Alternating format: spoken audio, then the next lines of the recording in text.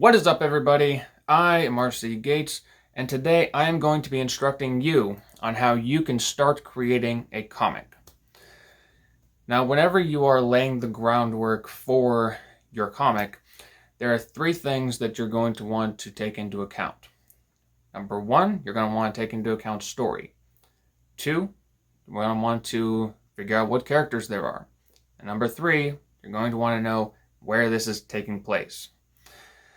Now, all three of these are the same processor that you're going to want to use whether you are making an actual comic or whether you are creating a prose novel.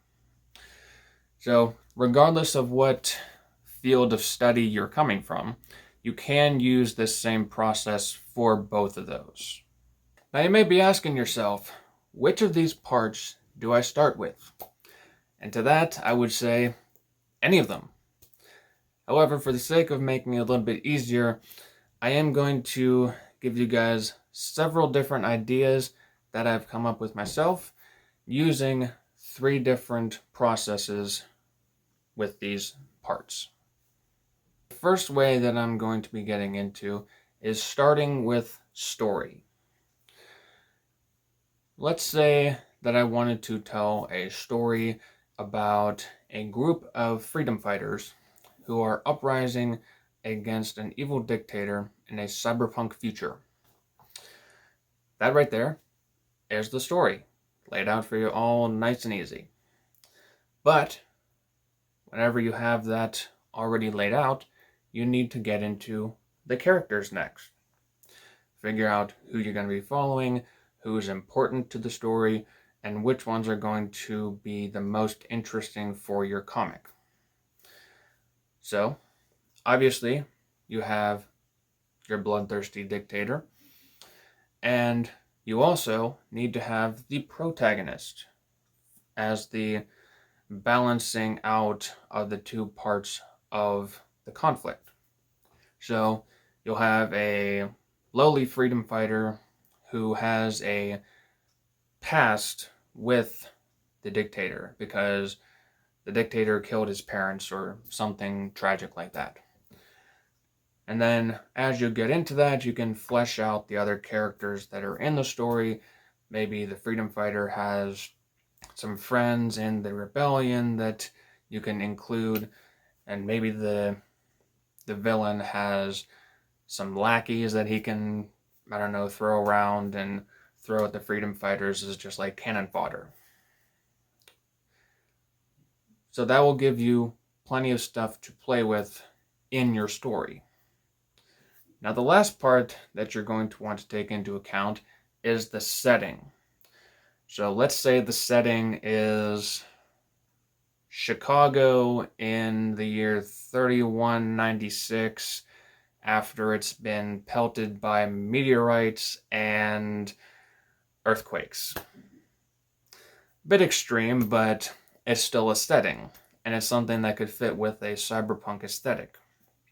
So now you have all of that stuff to build upon, and you can begin by making like concept drawings and fleshing out more characters, figuring out what plot lines you're going to follow, all of that stuff, all just from starting with story. Now, the second way that I came up with that you can create the basis for your comic is by starting with characters. Now, for this example, let's say I wanted to create a story about a retired spy who just wants to be left alone. Again, a very simple concept, and it allows you to also build upon it. So, what is the antagonist for this retired spy? Let's say that it is a group of brainwashed cultists. Interesting way of creating conflict between things that may not have anything to do with each other. But when we get into creating the story part of it, that's whenever it can all come together. Because you see, the spy just wanted to be left alone, but he is in Florida. And there's a bunch of gatherings of rich people, and one of those gatherings gets hijacked by a bunch of brainwashed cultists.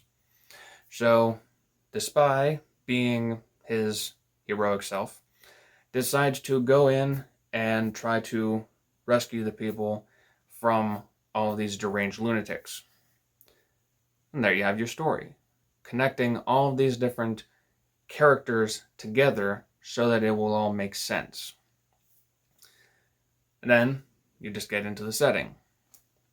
Let's go easy on this one. It'll be modern day Florida, maybe at like a marina. So you can have a bunch of like boat battles. That right there is your story. It's all laid out. You know where it takes place. You know who's taking place in it, or you know who's participating in it, and you can build upon it from there. Mostly figuring out like what the different beats of the story are and where everyone is going to be interacting with each other at the different points in the story. So that one is one that I use a decent amount of times. It's between that one and starting with story first, because those ones are the ones that come to me most easily. Now we do have one more that we're going to be getting into, and it is probably the more difficult to do out of all three of the ones that I've mentioned. And this one is the one that starts with creating the setting first. Now, in all of the stories that I have seen or read, this one I typically see with fantasy stories. So, take this as an example. You want to create a realm, and that realm has different divisions to it. There's kingdoms in several different places, there's commoners spread throughout, and then on the outer skirts of that realm, there is the more primitive sides of this setting. That is your setting, and it's your sandbox to play with as you will.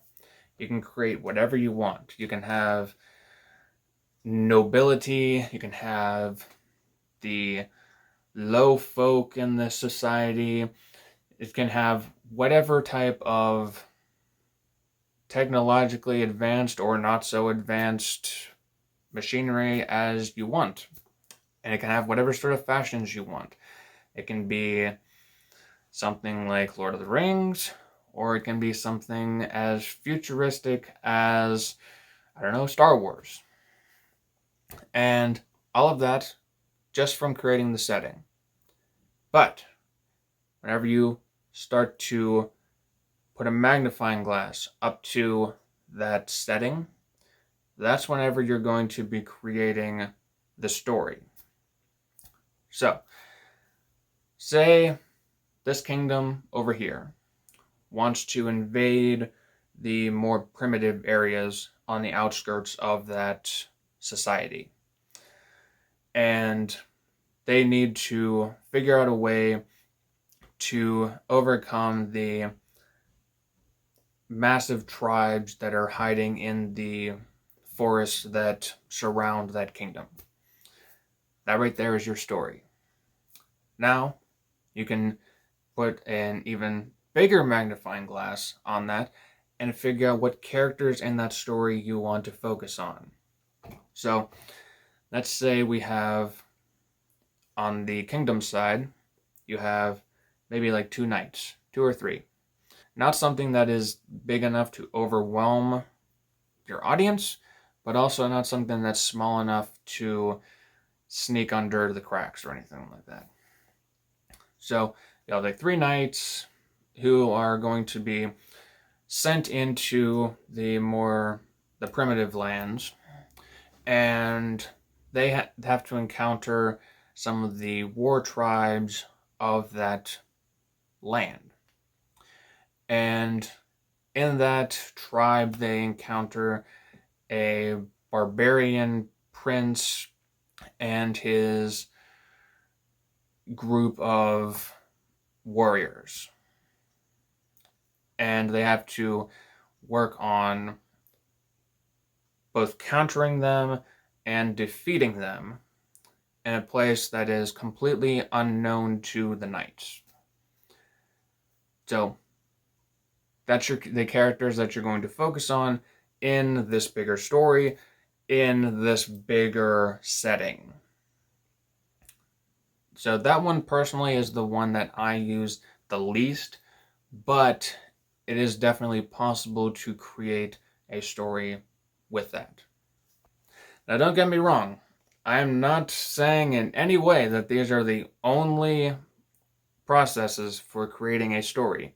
I'm sure that there are a lot of different ones that you can think of, but these are the ones that came most easily to me. And they're the ones that I see most often whenever I'm dissecting comic books, especially for the reviews that I'm putting out on the channel now.